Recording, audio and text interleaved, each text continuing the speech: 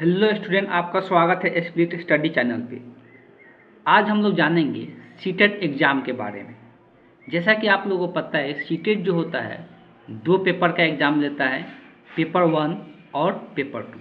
तो हम ये जानेंगे कि पेपर 1 और पेपर 2 में क्या अंतर होता है और दोनों में पेपर 1 में हम लोग कौन कौन से सब्जेक्ट पढ़ना पड़ता है और पेपर 2 में हम लोग कौन कौन सा सब्जेक्ट पढ़ना पड़ता है, और हम कब पेपर 1 का एग्ज़ाम दे सकते हैं, कब पेपर 2 का एग्ज़ाम दे सकते हैं, उसके बारे में भी हम लोग जानेंगे आज। चलिए हम लोग स्टार्ट करते हैं।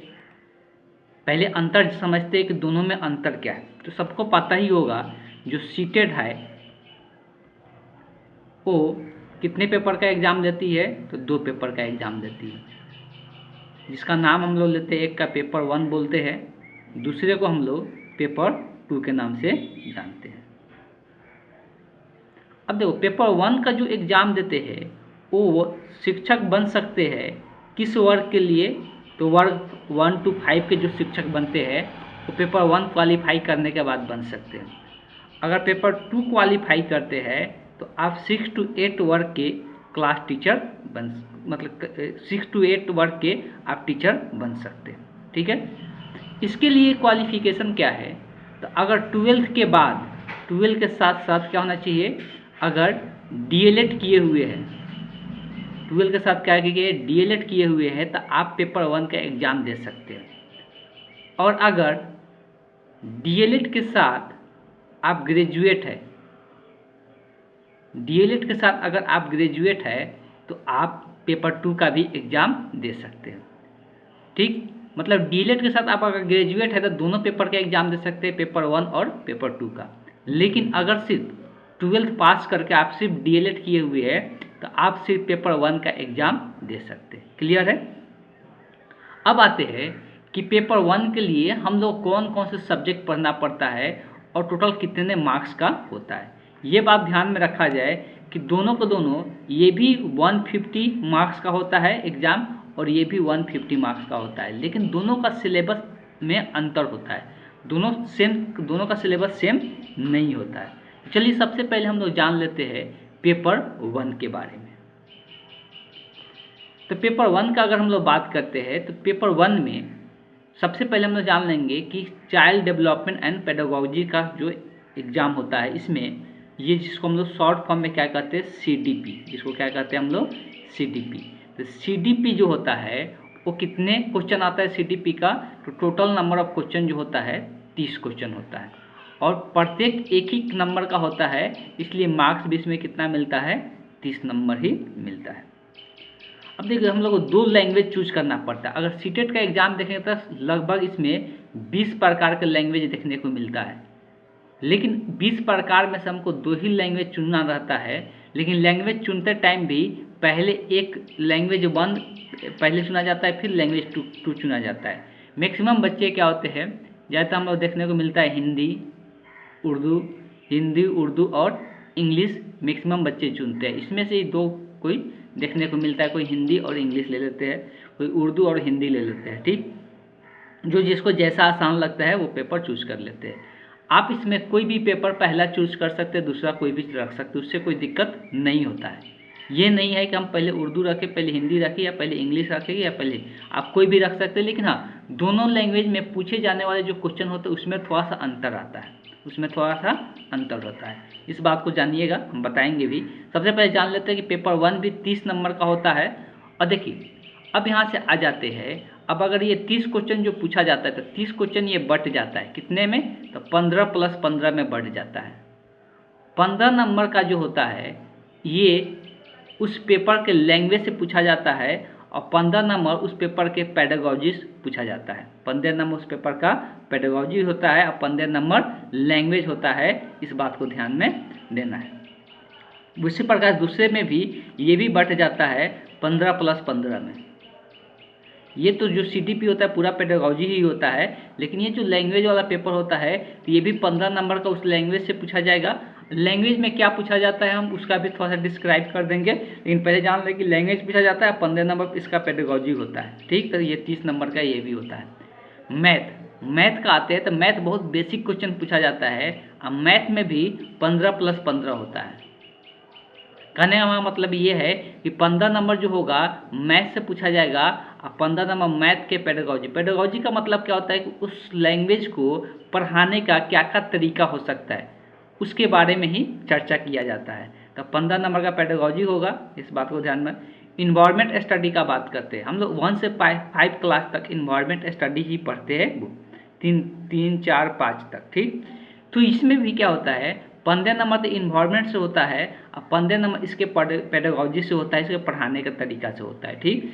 तो अगर पूरा पेडागोजी का बात करेंगे तो इधर 30 हो गया और ये 15 चौका 60 हो गया। मतलब 90 नंबर जो होता है पूरा पेडागोजी ही होता है, बाकी जो होता है वो सब लैंग्वेज से देखने को मिलता है। बात क्लियर है, समझ में आया।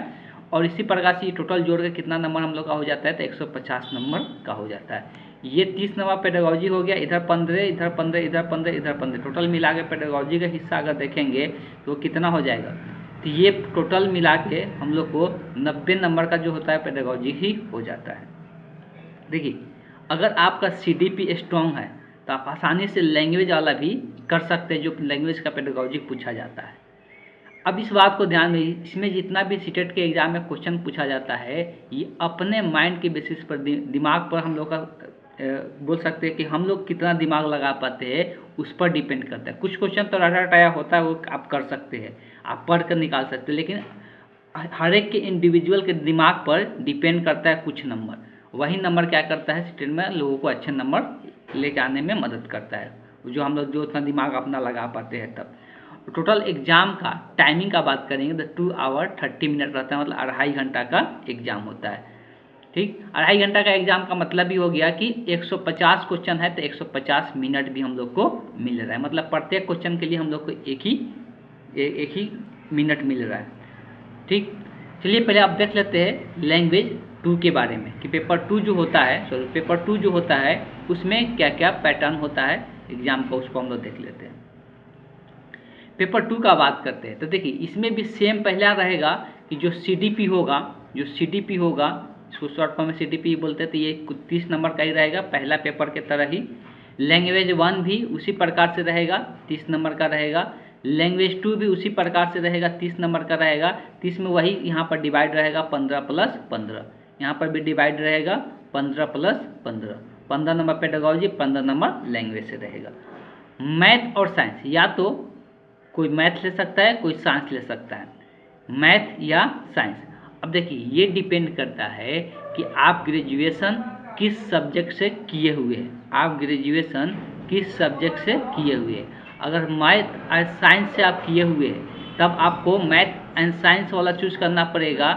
लेकिन आप अगर किसी भी सोशल साइंस के सब्जेक्ट से आप ग्रेजुएशन किए हुए हैं तो आपको सोशल स्टडी और सोशल साइंस आपको चूज करना होगा एग्ज़ाम देने के लिए। तो ये आप जब फॉर्म भरते हैं तो उस टाइम आपको इस बात को ध्यान में रखना जरूरी होता है। बात क्लियर है। अब अगर हम लोग बात करते हैं, अब ये 30 + 30 क्या है, तो देखिए इसमें 2 सब्जेक्ट आ जाता है, मैथ और साइंस एक साथ आ जाता है। तो मैथ 30 नंबर का होता है और साइंस 30 नंबर का होता है। अब आते हैं, जो मैथ 30 नंबर का होता है वो कैसे डिवाइड रहता है, तो 20 + 10 में, 20 + 10, 20 का मतलब है कि 20 क्वेश्चन मैथ से रहेगा और 20 क्वेश्चन मैथ के पेडागोजी से रहेगा, ठीक। उसी प्रकार से ये भी डिवाइड रहता है 20 + 10, मतलब 20 नंबर साइंस से रहेगा और 10 इसके पेडागोजी से रहेगा। मतलब टोटल 60 नंबर में आपको क्या देखने को मिलेगा, 60 नंबर में 40 नंबर जो होगा वो सब्जेक्ट से रहेगा और 20 नंबर जो होगा उसके पेडागोजी से होगा। सेम इसमें भी वही रहेगा, 40 नंबर जो होगा सब्जेक्ट से होगा और 20 नंबर जो होगा इसके पेडागोजी से देखने को मिलता है। अभी ये भी टोटल एग्जाम 150 का, ये भी देखिए दोनों में से कोई एक ही आप ले सकते थे, दोनों को नहीं जोड़ देना। इसमें इधर हो गया 30, 30, 60, 30, 90 और 90 ये जो 60 होगा ये मिला के 185 नंबर का होगा। ऐसा नहीं कि ये दोनों 60 जोड़ देना, दोनों में से कोई एक ही सब्जेक्ट ले सकते हैं, या तो मैथ साइंस ले सकते हैं। अभी आपको ये भी बता दिए कि मैथ साइंस कब ले सकते हैं, जब आप ग्रेजुएशन मैथ या साइंस किसी सब्जेक्ट से किए हुए हैं तब। सोशल साइंस कब लेंगे, जब आप और दूसरा कोई भी चीज़ से किए हुए हैं, तो उर्दू हिंदी कोई भी लैंग्वेज से किए हुए ग्रेजुएशन, या कोई भी सोशल साइंस का पार्ट लिए हुए है, इतिहास भूगोल कोई भी सब्जेक्ट लिए हुए, तो उस केस में आपको ये वाला चूज करना पड़ेगा। बात क्लियर है। तो ये भी 185 नंबर का होता है और टाइम इसमें भी क्या होता है, सेम होता है। आपको क्लियर है। अब आ जाते हैं थोड़ा सा लैंग्वेज पे। देखिए 2 प्रकार के लैंग्वेज पेपर हम लोग को देखने को मिल रहा है। 2 प्रकार के लैंग्वेज पेपर हम लोग को देखने को मिल रहा है हर एक में। तो एक को L1 से दर्शा देते हैं, हर एक में 2 प्रकार के लैंग्वेज पेपर देखने को मिल रहा है। तो एक हो गया L1 और एक हो गया L2 मान लेते हैं। आप जिसको लैंग्वेज 1 आप चूज करते हैं तो इसमें 2 प्रकार के चीज़ें पूछा जाता है, 2 प्रकार के चीज़ें पूछा जाता है। एक होता है पैसेज, एक होता है क्या, पैसेज पूछा जाता है, पैसेज होता है। दूसरा जो होता है पोएम होता है। ठीक, इसको हम लोग कहानी भी कह सकते हैं। और ये जो होता है तो ये क्या होता है, कविता होता है। लैंग्वेज 2 में दोनों के दोनों 15 नंबर का बात किया जा रहा है। 15 नंबर तो पेडागोजी से होता है, इस बात को ये भी 15 नंबर का बात किया जा रहा है, इसलिए 15 पेडागोजी आ जाता है तो लैंग्वेज पेडागोजी पढ़ना पड़ता है। इसमें क्या हो जाता है, दोनों को दोनों पैसेज ही पूछा जाता है, दोनों को दोनों क्या होता है, तो पैसेज से ही पूछा जाता है। अब ये क्या होता है, तो देखिए पहला जो पैसेज पूछा जाता है इसमें लगभग कितना 9 क्वेश्चन पूछा जाता है। इसमें कितना हो जाता है 9 और इसमें हो जाता है 6 और दोनों को जोड़ देंगे टोटल कितना हो जाता है 15 नंबर का हो जाता है। अब देखिए जो कहानी पूछा जाता है वो तो बनाने में थोड़ा आसान होता है, लेकिन जो कविता पूछा जाता है उसका आंसर, उसको जब तक कविता आपको समझ में नहीं आएगा, जो पोएम पूछा जाएगा इंग्लिश हो या हिंदी हो या उर्दू हो, तो जब तक वो आपको समझ में नहीं आएगा आप नहीं कर सकते हैं। लैंग्वेज 2 जो होता है दोनों के दोनों पैसेज होता है और इसमें भी वही डिवीजन रहता है। 9 ये पहला से पूछेगा, दूसरा से 6 पूछेगा, दोनों मिलाकर कितना हो जाएगा 15 हो जाएगा। हाँ, इस बात को ध्यान देना है, जब भी पैसेज वगैरह या कविता वगैरह देता है तो उसी में से ग्रामर का पार्ट 2 से 3 नंबर पूछा जाता है। ग्रामर 15 नंबर में 2 से 3 नंबर आपको देखने को मिलेगा। बाकी आपको पैसेज पर, पोएम पर कमांड होना चाहिए, तब आसानी से आप क्या कर सकते हैं, नंबर ला सकते हैं लैंग्वेज पेपर में। सेम उसी प्रकार से इसमें भी वही होता है। तो ग्रामर आपको ज़्यादा इसके लिए पढ़ने की ज़रूरत नहीं है। सीटेट एग्जाम के लिए आपको पैसेज पर कमांड होना चाहिए कि हम कितना अच्छे से पढ़ के समझ सके, इसलिए कि लैंग्वेज डिफ़िकल्ट दिया रहता है पैसेज पढ़ने के लिए। साधारण सा नहीं रहता कि आप बच्चे वाला के पढ़ के तुरंत समझ गया आंसर दे दिए, ऐसा नहीं पूछा जाता है, डिफ़िकल्ट होता है। इसलिए आपको पैसेज या जितना भी कविता होता है वो सब पढ़ के आपको समझना जरूरी है, तभी जाके आप लैंग्वेज में अच्छे नंबर ला सकते हैं। क्लियर है? तो चलिए हम यहाँ पर आज ये पूरा हम लोग का डिस्कशन कंप्लीट होता है। पूरे हम सीटेट के बारे में यहाँ पे आपको समझा दिए। फिर भी आपको किसी प्रकार के डाउट होता है तो आप कमेंट बॉक्स में लिख सकते हैं, साथ साथ आप इस व्हाट्सएप नंबर पर भी कांटेक्ट कर सकते हैं। इसी प्रकार के वीडियो पाने के लिए आप इस चैनल को सब्सक्राइब कर सकते हैं और बेल नोटिफिकेशन को ऑन कर ले, जब भी आपको नया कोई वीडियो आएगा तो आपको नोटिफिकेशन मिल सके। Thank you.